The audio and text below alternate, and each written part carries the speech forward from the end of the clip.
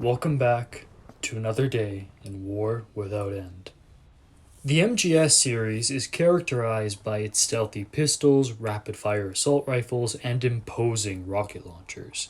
Today, I want to appreciate an iconic MGS weapon from a lesser emphasized class, SMGs.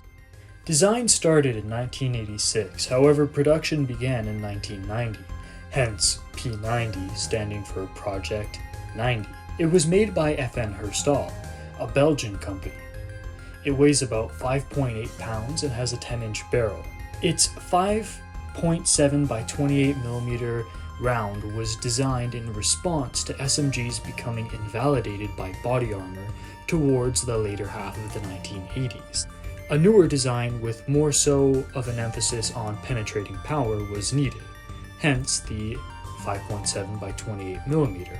The FMP90 is a straight blowback design and has a fire rate of 850 to 1,100 rounds per minute. It has a range of 200 meters, which exceeds most guns that fire 9mm or 45.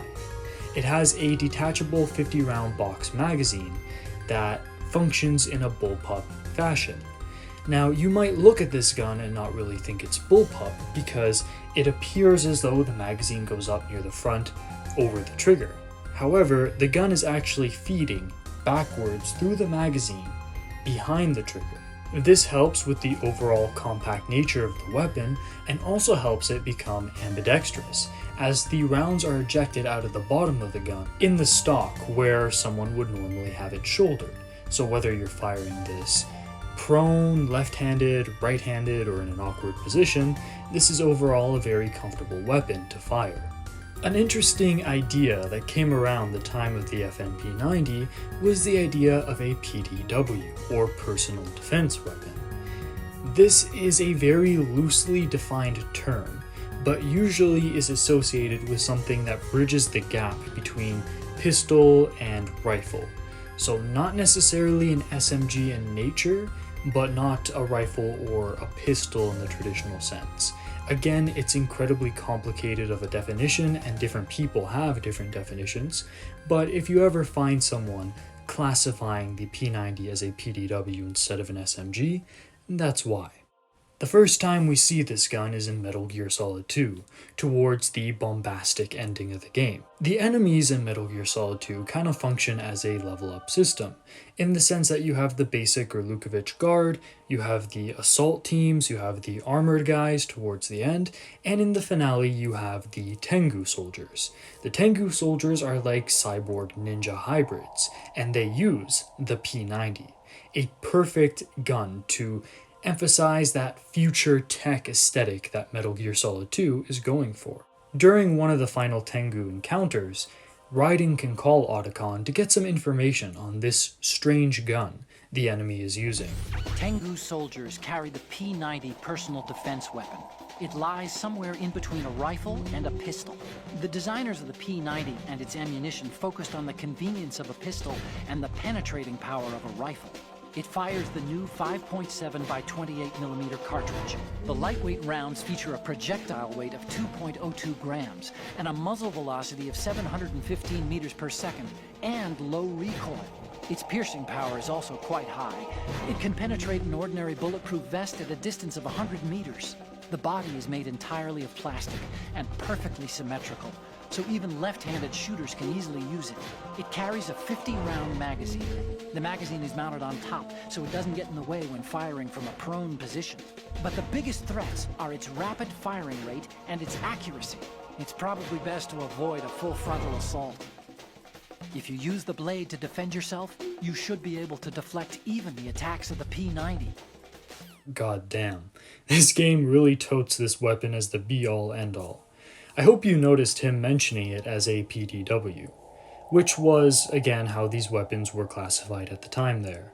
The whole part where he talks about it being able to penetrate bulletproof vests up to 100 meters was actually one of the standards set by the people who commissioned the P90.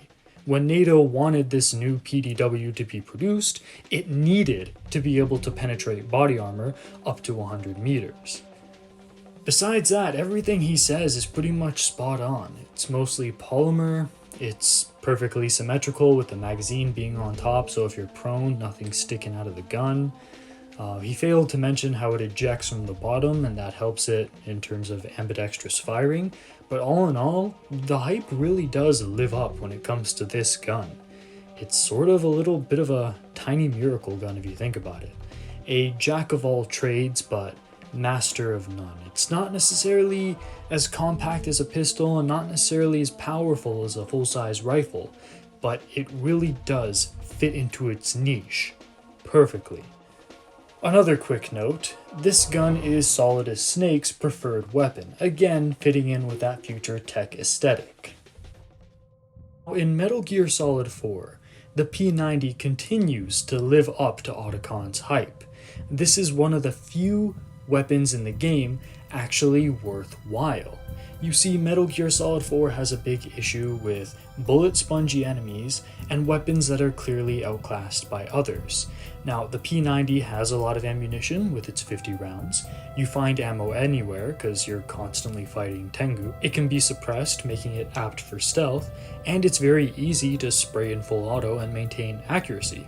So whether you're sneaking across a battlefield or fighting a boss, this gun is going to suit that role throughout the entire game. It's a shame that this gun never showed up again after this, but it definitely made its impression here. A final note about the P90 in Metal Gear Solid 4 is that another weird thing the game has as a whole is that it has very common ammos like 9mm be exceedingly rare. However, the 5.7x28mm, which as of recording is more so of a niche, rare, expensive round, is everywhere across the battlefields in every continent.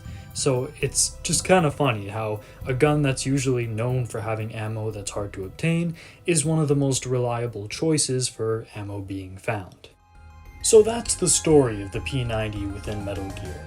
It had a much shorter stay than most other guns in the series, but whether you're in Metal Gear Solid 2, fighting against the Tengu with this surprising new, foreign yet obviously human-looking weapon, or in Metal Gear Solid 4, relying on this gun to get you through battlefields and whatever the B&Bs throw at you, the P90 definitely takes its place as an iconic Metal Gear Solid weapon.